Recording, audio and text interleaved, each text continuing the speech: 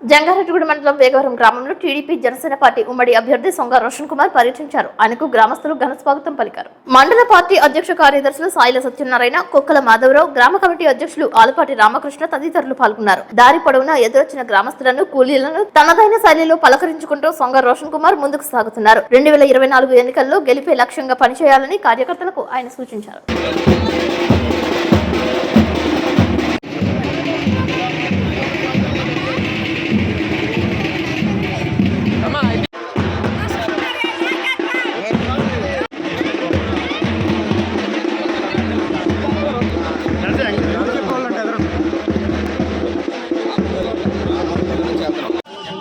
Sir ఒకసారి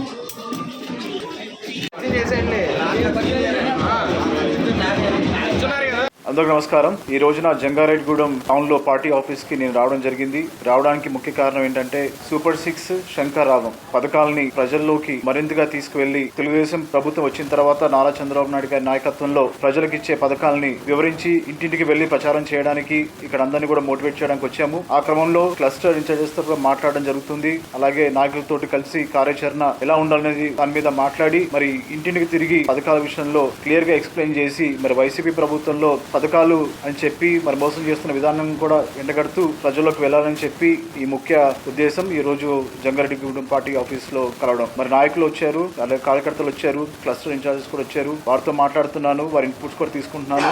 తప్పకుండా రాబోయేది నారా చంద్రబాబు నాయుడు గారి నాయకత్వంలో ముఖ్యమంత్రి అవడం ఖాయం. నారా చంద్రబాబు నాయుడు గారు మరి నాకు ఇచ్చిన అవకాశాన్ని నేను సద్వినియోగం చేసుకుని అందరిని కలుపుకుంటూ ముందుకెళ్లి పార్టీ గెలుపుకి కృషి చేస్తానని చెప్తూ సెలవు తీసుకుంటున్నాను. జై తెలుగుదేశం, జై జనసేన, జై బీజేపీ.